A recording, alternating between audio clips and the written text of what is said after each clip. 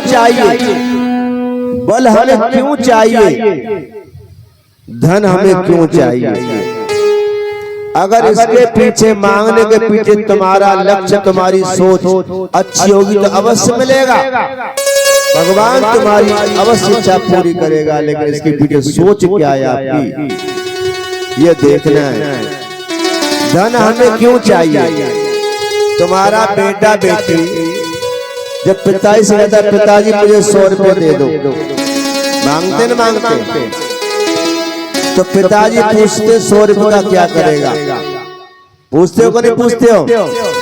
जो माता पिता अपने संतान को रुपए देते समय ये नहीं पूछता है कि क्या करेगा क्या करेगी, तो उसे एक दिन उस संतान के कारण रोना पड़ेगा।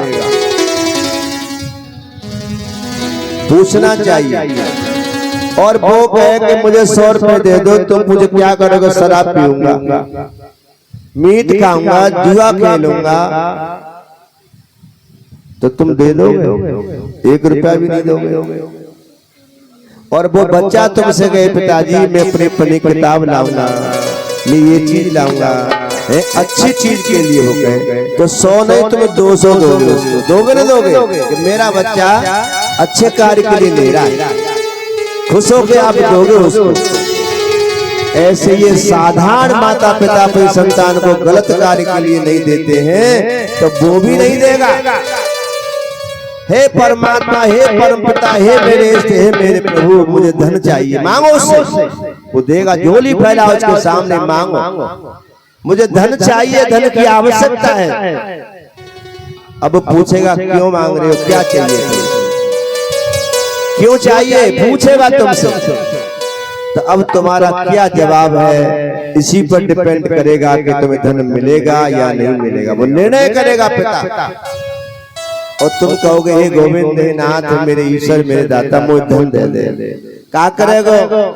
मैं धर्म करूंगा, मैं दान करूंगा, मैं कथा कराऊंगा, मैं संतों की सेवा करूंगा, मैं गुरु की सेवा करूंगा, और कुछ मेरे जो फर्ज हैं गृहस्थ के समाज के मेरे कर्तव्य उनको पूरा करूंगा, इसलिए मुझे धन चाहिए। तो गारंटी है, पक्की गारंटी है, मेरा ये वचन है, तुम्हें अवश्य धन मिलेगा, अवश्य वो आपकी पूर्ति करेगा। वैसे क्योंकि वो परम पिता है, वो परम दयालु है। लेकिन ऐसा भाव रखकर मांग देख लीजिए। आप ज्यादा नहीं, 43 दिन तक आपके जीवन में गरीबी है, आपके जीवन में दरिद्रता है, आप एक पैसे के लिए परेशान है, काम के लिए परेशान है, आप सम्मान के लिए परेशान है, आप ज्ञान के लिए परेशान है। तो 43 दिन तक 1.25 महीने आप सवेरे शाम 2 बार उसे करके देखिए। जब पूजा करें, हे नाथ मैं जैसा हूं तेरा हूं, तू मेरा है, ऐसा सच्चे मन से उसको कहो। तू मेरा है, मैं तेरा हूं, मैं जैसा हूं बस तेरा हूं।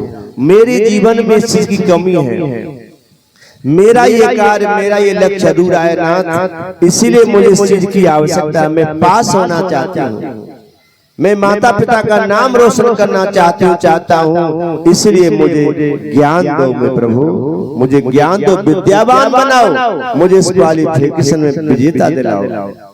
गारंटी से कहता हूँ, आप 1.25 महीने 43 दिन इस तरह से सुबह शाम प्रार्थना करो, न आपको सफलता मिले तो तुम जो चाहे धन देना। ये अनुभव किया हुआ है। आप धन मांगो, उससे परम पिता है, वो दयालु है। अरे वो सब कुछ उसका तुम्हारे लिए तो है, वो किसी का रखता नहीं है। उसको 1 देते हो, वो उसका 10 देके आपको विदा करता है। देखा ना, द्रौपदी ने अपनी कीमती साड़ी की छोटी सी चीर मेरे गोविंद के हाथ में बांधने से कितना बड़ा प्रतीक किया। नरसिंह भक्त ने भगवान के पीछे भगवान का नाम लेकर के धन दौलत संतों को लुटा दी। देख लो, आज तक जब तक सूरज चांद रहेंगे तब तक ऐसा कोई भाग नहीं बन सकेगा। उसने हमें दिया, सच्चे मन से हमने मांगा, दिया। नहीं ना तो क्या औकात, मुझे कौन जानता था तेरी बंदगी से पहले, मैं तो यूं ही पड़ा हुआ था उस गंदगी में पहले। सबने मुझे फटकारा, सबने मुझे दुत्कारा, अब सब लोग पूजते हैं सभा में सबसे पहले। ये तेरी ही तो दया है। मैं ईमानदारी बता रहा हूं, मैं रोया अपने दाऊ दादा के मंदिर में जाकर मैं रोया। मैंने प्रार्थना की, हे दाऊ दादा, मैं सपना देखता था, मैं सपना देखता था कि लोग गद्दी पे कथा कहते हैं और ये कब। ईमानदारी बता रहा हूँ, मेरे दाऊ दादा, मैं मंदिर में जाकर रोया, मैंने प्रार्थना करी, दाऊ दादा मेरे ऊपर भी कृपा कर। आज कृपा की। मैंने कभी ईमानदारी सपने में नहीं सोचा था कि इस तरह से मैं आपकी सेवा करूंगा। कभी भी एक शब्द गाया नहीं, बड़ी शर्म लगती थी। हाई स्कूल इंटर तक में कभी बादशाह होती थी, मैंने बादशाह बच्चों से गाने गवाए जाते, कविता गवाए जाते, आज भी स्कूल में होती है, मैंने कभी नहीं गा पाया।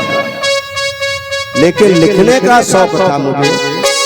मैं 5वीं कक्षा से बड़े बड़े भजन, बड़ी बड़ी कविता लिखता था, बड़े बड़े विद्वानों सुनते थे। तो मैं उन्हीं अपनी समाज सेवा चीजों को मैं जनता तक लाने का मेरा भाव था और मेरे ठाकुर जी ने पूरा किया। दाऊ दादा ने कृपा करी, मेरे इष्ट भोले बाबा ने कृपा करी और आज मुझे ये बड़े भाग्य से मिलती है। ऐसे नहीं समझा, ये गद्दी व्यास गद्दी बड़े भाग्य से मिलती है। जाने कितने जन्मों की तपस्या फलीभूत होती है जब जाकर के मिलती है। जैसे कोई कहे कि अभ्यास से परिश्रम से कोई ले ले, कभी मिल ही नहीं सकती है।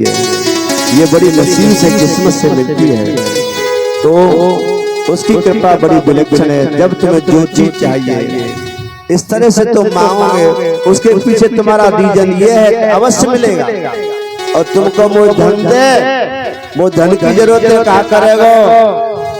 मैं 4 मंजिल कोठी बनवाऊंगा, पड़ोसी की नाक मिट्टी मिलाऊंगा, मैं ये करूंगा, मैं ये करूंगा, मैं उसको दिखाऊंगा, ये दिखाऊंगा, तो कभी नहीं होगा, कभी नहीं देंगे। इसलिए उसके पीछे सद्भाव रखो, उसके मांगने के पीछे। वो तो कहता है तू मुझसे मांग, लेकिन तेरा लक्ष्य क्या है? तो इस तरह से भगवान ने हमें ज्ञान दिया, तो सब देता है।